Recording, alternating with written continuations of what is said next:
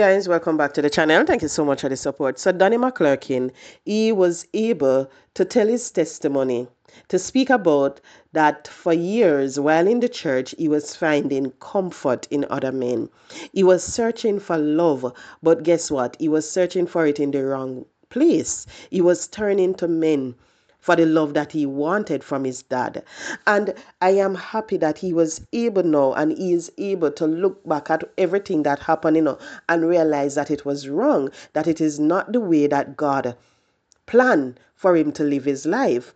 And I remember here in Jamaica, years growing up, there was this popular church pastor, and everybody knew that he was having a whole heap of things with the church sisters. And when you look at it, every Sunday, his church used to be packed. People used to go there same way and everything, because guess what? They said that he was a powerful man of God. They catch him red-handed with the church sisters and everything, but nobody was able to tell him that, hey, you're sick, what you're going through, you need to search for the answer from God. What you're doing is wrong. Nobody was able to do that. Everybody was turning a blind eye to it, and just start behind his back that, oh, the church pastor, they just a sex of the church sister them. And even here in Jamaica now, you have pastors who are going through something similar to what Donnie McClurkin went through. They are in the church and they are so consumed with the same sex. They are there doing it. And then they believe that, okay, nothing is wrong with it.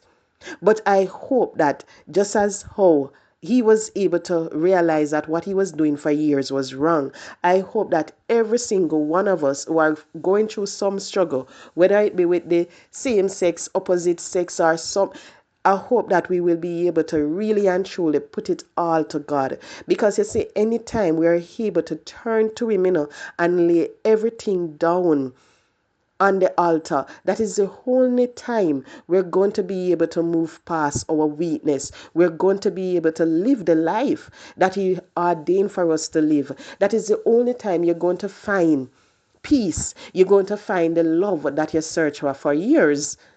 So people just understand the power is with God. It is not within you. So don't expect that you are going to just get the strength to overcome your weakness just like that. You have to put it to him. You have to turn to him. And when you do that, then you're going to be able to move past it. So guys, you can just listen to what he had to say. And all I can say, people, please don't judge. Don't judge anybody who are going through their struggle, because every single one of us, we have our weakness. We sin every single day, every single second. Some of us sin and we not even realize what we're doing. Some realize but pretend like, oh, it is fine. Nothing is wrong. But don't judge anybody who are going through their weakness. Just pray for them and understand that, hey, God is able to change them. He's going to forgive them just as how he forgave the man on the cross. He's going to be able to do it just the same. So you can just listen to what he have to say. I know this is not talk you hear from the pulpit. But the young people need to know I walked and I tried to find myself through other men in the church, in the grand old church. What am I doing? I'm taking the mask off. I'm taking the mask off. I'm taking the mask off. I'm telling the young people I'm coming clean. You want real? I'm real right now. You want real? I'm clear. I'm real. I'm transparent right now. You have no idea how many times I gave myself away trying to find myself. Just trying to feel loved because my daddy didn't cover me. Just trying to feel loved because I didn't have a man to show me what love was.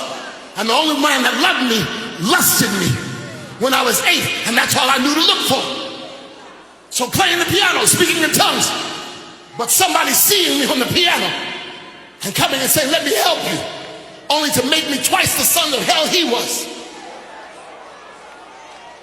You don't know what's going on with your kids And you let your discernment go when you look at their friends and don't discern what's in them. Oh, that's just Johnny. That's just Sally. You don't understand what's going on right now. Katy Perry is turning the girls out. Talking about I kissed the girl and I liked it. You don't hear what I'm telling you. These young girls are just as bad as the boys in homosexuality. But you don't see it. You don't see it. You don't see it. But today, hear me, every one of you young people. I've been there. But God said with loving kindness, not with condemnation, with loving kindness, y'all hear me? Not with guilt, with loving kindness have I drawn you. God said, I don't want your gift. I want your life. I don't want your talent. I want you. And I will heal every broken cycle. I will turn your life around. Trust me, I didn't start living until I turned 40. I didn't start living until I turned 40. Now I'm having the best time of my life because he's healed me. So my 50 is like 20 all over again.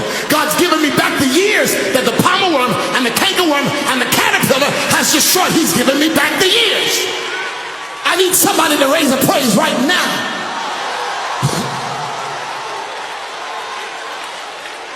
And I understand.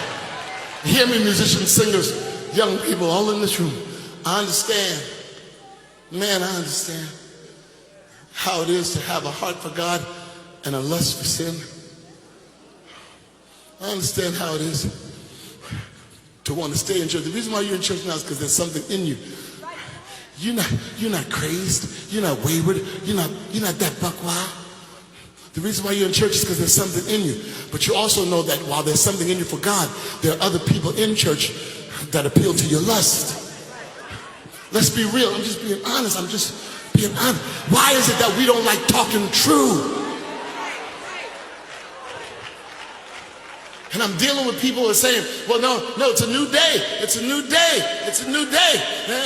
And this one fell, and this one messed up, and this one fell, and this one said homosexuality is right. It's just broken people. I can't condemn Tone. I got to love Tone, but I got to tell him the truth. This is not the will of God. And you got to tell your church, you can't be afraid to talk about it on these platforms. These platforms are not just about Moses on the mountain. No. We got to deal with the real deal. And we got to tell our children, no, baby, that's a broken person. That's not the real way. There's a way that seems right to a man. But the end